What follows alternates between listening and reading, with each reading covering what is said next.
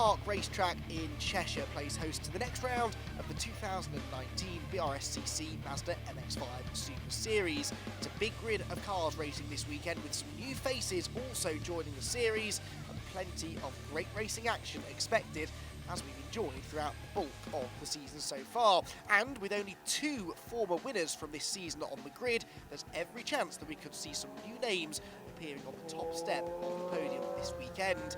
Oulton Park is a circuit that challenges the drivers, but it's one that they all love, and it's no surprise therefore that this weekend in particular, the Super Series is the place to be.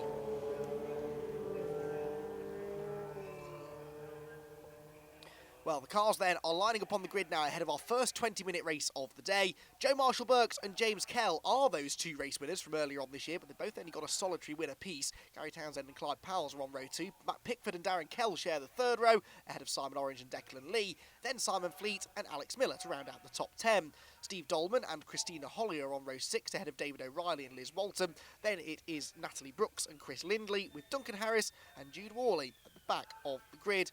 Patrick Collins, we believe, also starting out of position right at the tail of the order, having not set a time in qualifying. So 20 minutes of racing action, bright but slightly overcast skies above us.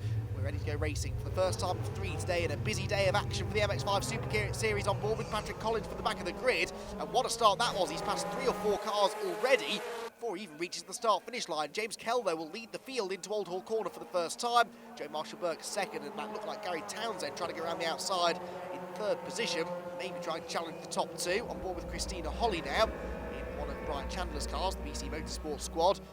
Down the avenue through the right-hand kink at Denton, then hard on the brakes through Cascade. Darren Kell there, father of James, on the inside of Simon Fleet. We're on board with Patrick Collins, though, who is carving his way through the order. He's had at times a challenging year this year, but when things are going right, he is one of the quickest drivers on the circuit, and he's hoping now to try and assert that authority, albeit from some way back on the grid in this one. Through Island Bend they go then. There is the number 52 car of Steve Dolman making a welcome return to the BRSCC's MX-5 fray, former runner in the MX-5 Super Cup a few years ago. He goes to the inside of David O'Reilly, the black and orange car, picks up another position through the Shell hairpin, and then behind him, the Gulf green car there, 999, is Patrick Collins. So you can see the amount of cars that he's already been able to overtake on board with Patrick now. Stalwart of the MX-5 Super Series, been here pretty much since the start of 2018. Still enjoys his racing regardless really of what the results are. So Kell and Marshall-Burks the top 2. Further back there's the usual shuffling of the order into the Hislop chicane, where it is more or less single file. You can run wheel to wheel, but it's a risky place to try and make an overtake stick. On this first lap of the day, no one taking any huge risks. It's a triple header this weekend, as it always is. 3 races over the weekend, the difference being that they are all on the same day here at Oulton Park. It's a 1-day race meeting, so they've qualified and they have 3 races all in the same day. That's an hour and 20 minutes of track time, which is great value for money, but rather tiring, I imagine, for the drivers, many of whom are maybe not the most experienced of racers in the world. So this is certainly going to be a trying day. They'll all want to make absolutely sure, though, to keep their cars in one piece in these first couple of races, because there's very limited repair time between the races themselves. So on board then with Matt Pickford underneath the bridge, end of lap number 1. Up towards the first corner they'll go once again. Now there's a board being held out there over the wall. We believe a couple of cars are being investigated for start line infringements. So we'll have to wait and see exactly how that pans out. Meanwhile, Joe Marshall-Burks is going around the outside there of James Kell into Cascade. He was trying to anyway. I don't think he was actually able to make that stick. 2 cars, by the way, we're being told about that may be in trouble are Declan Lee and Simon Orange, so they're under investigation for a start line penalty.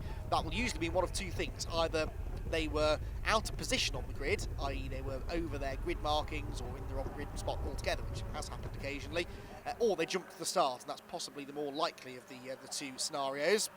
There goes Alex Miller, car number 7. He's had a few podium runs this year, but languishing down the order rather this weekend. Now Darren Kell racing away with car number 11, which is Declan Lee. Those drivers, that I said, was under investigation. All with Matt Pickford now then, through the British chicane, one of the leading Masters drivers in the series. There is not a points system in place as such, but the drivers do, I believe, unofficially keep track of who's got the most wins and podium trophies and whatnot. Simon Fleet there at the inside of, that was a good move on Declan Lee. But yeah, the Masters drivers, I'm sure, have a real rivalry as well amongst themselves. Simon Fleet is another one of those Masters drivers. He's doing a bit of rally crossing now. They're out of Nickelbrook corner. Or now to Christine Holly. And I believe it is Christina Holly. It's not Sam Tatler, but that's Sam Tatler's Super Cup car that she's driving. That's why it's not got his name on the dashboard. There it is, the purple, yellow, and black BC Motorsport car. James Kell then still leading the way. Joe Marshall-Burke's going with him. Gary Townsend, another driver we're more accustomed to seeing in the Super Cup. He's running solid third place here in what I believe was his first appearance of the season in Super Series. So good to have Gary on board. Townsend vehicle hire liveried car. In a podium place at the moment. Matt Pickford in fourth, fifth Simon Orange, and then sixth place looks to be Clyde Powell's. As up the inside goes Joe Marshall-Burke into Old Hall corner. That was a lovely move. Straight past James Kell, but he runs a bit wide onto the exit curb. James Kell's going to fight back towards Cascades. Also on the grass there further back was Gary Townsend, but the top two are absolutely wheel to wheel, and James Kell has the inside line for Cascades and will reclaim the race lead. We see that scenario play out so often here at Oulton Park. The inside line at Old Hall is so tempting, but it's a deceptively quick corner. And if you go in a bit too quickly, you'll very easily end up running wide on the exit and handing the place straight back. Patrick Collins isn't handing any places back though. He's showing a thumbs up there to the car that he just got past at Cascades. And then another hand signal to say, let's work together now, try and go after the cars in front. But given Patrick Collins' speed, I think he should be able to do that all by himself, really. So he continues this charge up the order. There's Gary Townsend, then car 185. Car in out of AK Automotive, who also have a driver in the championship battle for the MX-5 Super Cup in the shape of Jack Harding. Rich Games mastering Collins, that's Steve Dolman in front of us, I believe. Interestingly, with a novice cross on the back of his car, although I'm pretty sure he's been racing for a few years now, has Steve, on and off. James Kell and Joe Marshall-Burke, so continuing to circulate together here. This looks like being a race-long battle between the two of them. Back with Patrick Collins, meanwhile. As he heads into the Britain chicane. This is the Christina Holly train, really. Christina at the front of this group doesn't seem to have the pace to go with the cars in front, and so she's trying to fight a rearguard action, doing so well at the moment, though, to keep them behind. Four cars out of Druids then, with the top two being the closest pair, really, in that group, and again, the challenge is made by Joe Marshall-Burke. Now, he's not trying to go right round the outside here at Lodge Corner. Instead, he's looking for the better exit speed to tee up the move maybe into Old Hall corner, but James Kell sees it coming, and of course, because Joe Marshall-Burke has had a go into Old Hall already on the previous lap, he's sort of shown his hand here, so Kell knows that he needs to defend the inside line. So again, Joe goes to the outside on the way in and tries to do to James Kell what James did to him a lap ago, take more speed off the corner, and maybe challenge down into Cascades. We'll pick them up in a moment or two. Yes, they are side by side, look, and once more though, Kell has the inside line at Cascades, and that's definitely the preferred option. Meanwhile, Clyde Powell and Simon Orange scrapping away at Patrick Collins. Oh, contact from Steve Dolman, and off into the barriers goes Steve. Oh, what a shame. Patrick Collins just cannot buy any good luck this season. Whenever something goes wrong, he just seems to be in the firing line, and Patrick completely innocent there. Look at that, arm resting on the window. He's seen it all before, and he will limp his way, I'm sure, back to the pit lane, where the team will now have a real job to get that car fixed for race 2. Steve Dolman's car likewise. He's heading down the access road at Cascades. That's such a shame for Patrick Collins, though. Putting on a great show, charging up the field, but unfortunately, Steve Dolman lost it in front of him, and there was absolutely nowhere for Patrick Collins to go. He tried his best to avoid it, but Dolman just slid into the side of him, and they're both out of the race. So, not the way that their races were supposed to pan out, but let's see if they're able to get those cars back out again for race number 2 later on. So plenty of racing going on in this one, though. There's Darren Kell, car number 3, heading through Nickelbrook corner. Here's a replay there with Patrick Collins. He was setting up this switchback manoeuvre, but Dolman just got on the curb, and he so nearly got through there, but the gap was closing. Patrick Collins, around he went, fumbling to try and get the gear, gets it in the gear, and then, well, unfortunately, the damage was done quite literally, and he is out of the race. So too is Steve Dolman. Meanwhile, the leaders are battling again into Lodge corner. So that was Joe Marshall-Burke again, trying that outside line into Lodge to try and maybe set up a move into Old Hall corner. Simon Orange here now racing with Clyde Powell and Darren Kell. Through Lodge they go. Leaders across the start-finish line, almost as close can be. James Kell just resolutely sticking to the inside at Old Hall corner, but Joe Marshall-Burks has the right idea here. It's a momentum corner, Old Hall. If you come off it quicker than you go into it, that will usually work out okay. And once again, he pulls to the right-hand side of the road, but that will always be the outside at Cascades. So unless he can clear Kell before they reach this left-hander, that move isn't going to work. But it seems at the moment like his best chance, so he's plugging away at it, trying to prise the door open. With Christina Holly, meanwhile, who's caught David O'Reilly by the looks of it, and David now has to start trying to defend from Christina. Drops down the hill into Cascade. We know this car is quick because we've seen Sam Tatler getting some decent results in it this year. Christina now trying to gain one more position. Meanwhile, at the head of the field, Gary Townsend has now caught Joe Marshall-Burks. So with the leaders starting to really hold each other up, third place man Gary Townsend has more or less caught them now. Back with Holly. There's a gap on the inside of the shell hairpin, which was just a tad too far back. So stays in line for now. Back over the hill come the leading three. Matt Pickford, sort of the loneliest man in the race, really, in fourth position. Not quite able to go with them, but equally quick enough to pull away from that fifth place battle being led by Simon Orange.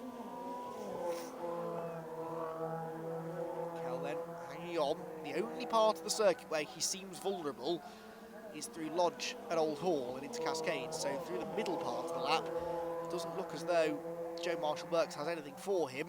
That is the hardest part of the circuit on which to overtake as well, though, in fairness. So as long as James doesn't make any mistakes here particularly through this next corner, Lodge, if he ever gets a less than perfect run out of Lodge, then Joe Marshall-Burks will be all over him like a bad suit. And in fact, he's really forcing him to defend again now into Lodge corner. I do sense that eventually this pressure is going to tell. We're only about halfway through this race, and it's been relentless so far for James Kell. He's not had a moment to breathe, but defending nicely. Up to the pit wall they go, flashing past us into Old Hall corner.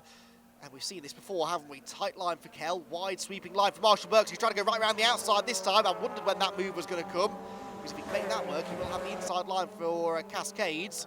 Meanwhile, Simon Orange and Clyde Powell still debating these positions further back. No change in the order. What's going on with the race leaders, though? That's what I'm intrigued to see. Did Joe Marshall-Burks make that move this time into Cascades? Over James Kell, whose father Darren is third in this group that we're watching. Back out of Cascades down the lakeside straight, though. They stay in the same order. Simon Fleet also joining in the fun.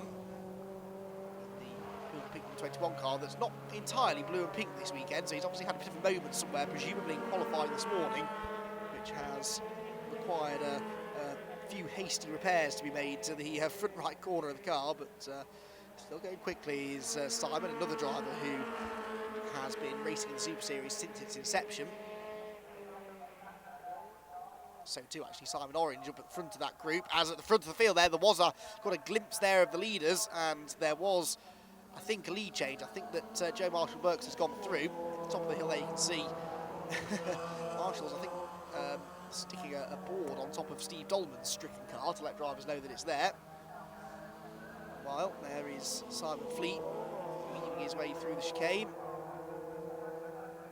The hill once again towards Druids, but yeah, I think we have seen the lead change now. Joe Marshall-Burks then ahead of James Kell. Hopefully we'll check in with them in a moment or two, but for now this battle, you don't want to take your eyes away from it. They're leaning on each other into Druids. Oh, that was feisty stuff there from Simon Orange. He wasn't letting Clive Powell go around the outside of him at Druids, that's for sure. That's killed Clive's momentum off the corner.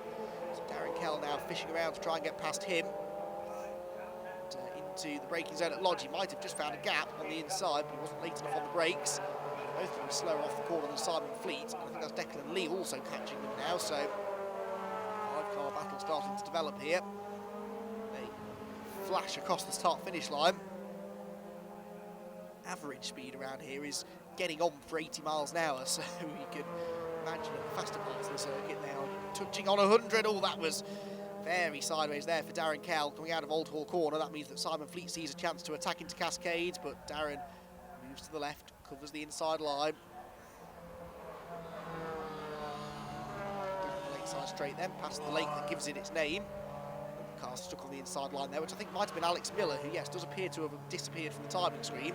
It's about the same sort of time that Steve Dolman and Patrick Collins did, so I don't think that was related to that incident, but Alex Miller, as I said, having a slightly frustrated weekend and things aren't improving really.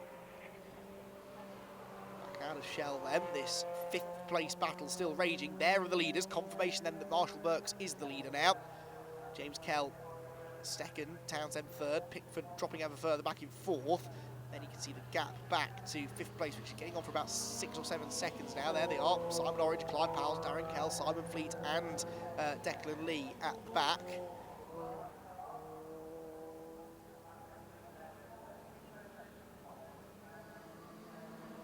Brook then. The hill towards the very, very quick right-hander at Druids. One of the fastest parts of the circuit now up at this part of the track. Especially with that slipstream, lovely shot there, as you can really see the lie of the land, so to speak. Not a flat surface here in Oulton Park, really, but that's what makes it such a driver's favourite.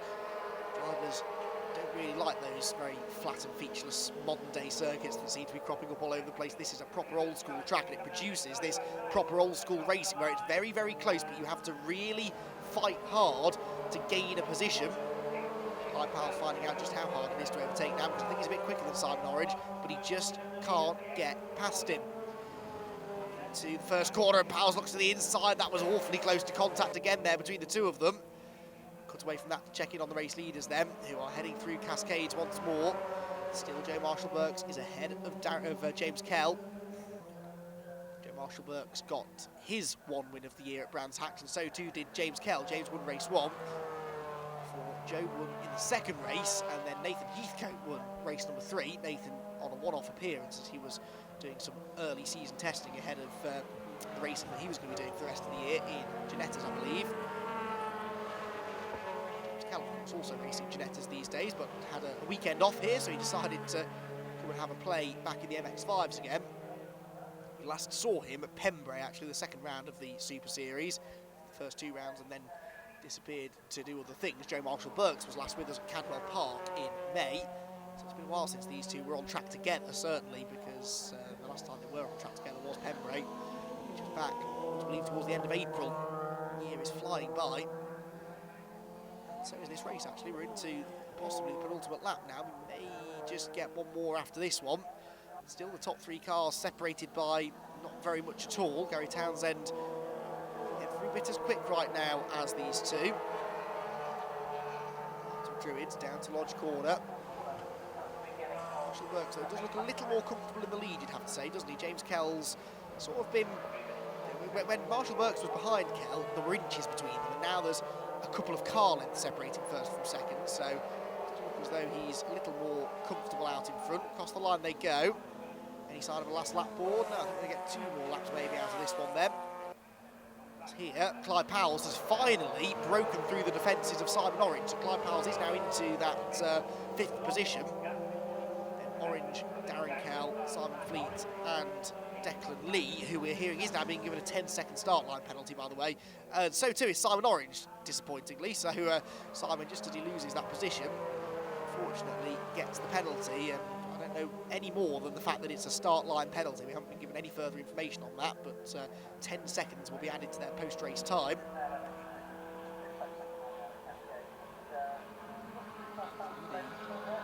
Left-hander, Darren Kell really hanging the tail out over the curb in the grass there through Cascades, or the exit of Cascades. Into Island Bend, where again the cars step out sideways, and Darren Kell is really, really having to fight that car now all of a sudden.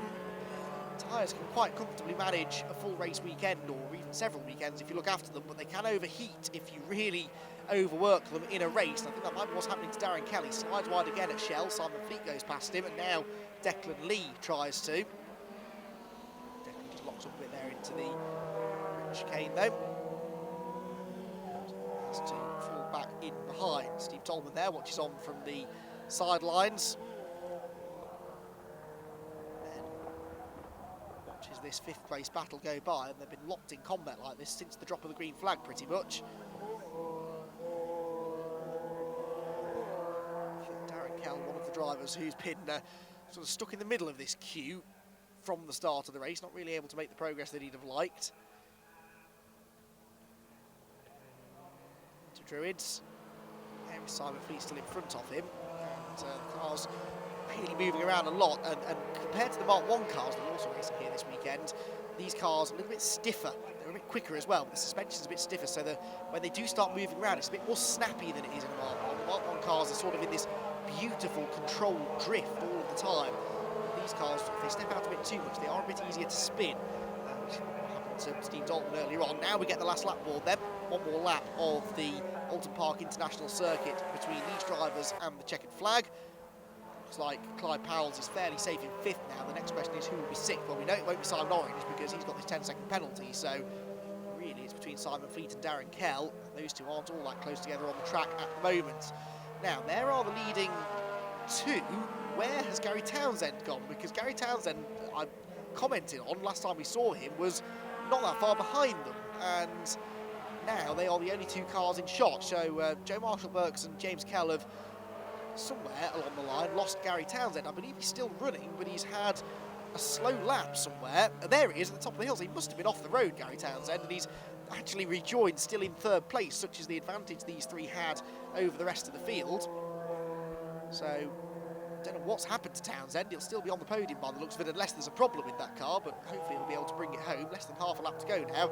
And that's a bizarre end to what was a promising race for Gary. Joe Marshall-Burks, it's been a brilliant, brilliant race so far. Really enjoyed the battle between these two. Very happy that we get to do it another 2 times this weekend. But the first victory of the day is going to go to Joe Marshall-Burks, unless he throws it into the kitty litter at Lodge Corner. That was a beautifully controlled slide through the right-hander at Lodge. Heads to the start-finish line then, and Joe Marshall-Burks takes the first win of the day at Oulton Park. A brilliant drive there. Great drive to get past James Kell, who ends up in 2nd place at the flag.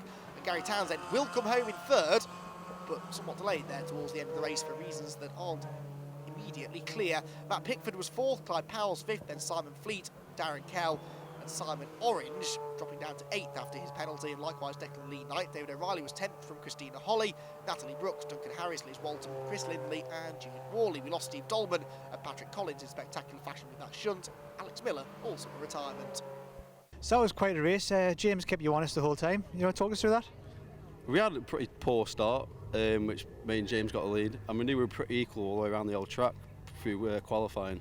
So it was going to be an hard race, but it was a good race. Can't wait for the next one because it's going to be even better than the first one. So you seem to be working hard there, giving first place a hard time. Do you want to talk through the race? Yeah, I mean, I got a good start. Pulled away in front, managed to get in front through the first corner, and then Oulton's quite an easy track to defend around, so it was good up until a point. And then my tyres were starting to go, and I saw Joe on the outside, and he was right alongside my door brake really late, so I was like, okay, we're going in together in first turn, and I was like, I'm not going to squeeze him out, because that's a fair move. And yeah, you got me there, and then sort of fire and ice from there, really. I mean, because it's so easy to defend, it was hard to lunge. But yeah, no, it was just, he was quicker in some sections, I was quicker in others, and it was just sort of like following each other around really by the end, but it was a really good race. Really enjoyed it. Right, so you seem to be keeping first and second honest there. Do you want to talk us through that? Yeah, I had a good start. I got alongside a pair of them, I think, into turn 1, and then just sort of sat behind for the rest of the race, really. Real good battle the 2 lads were having, touching each other quite a bit. I was hanging on for see if they take each other out, but they didn't, so eventually I dropped off the back a few yards, and then I just drifted away the last couple of laps, really. So kind of keep it safe and go look forward to the next race? Yeah, absolutely, yeah. Start the same place again and try and do the same, but stay with them to the end this time.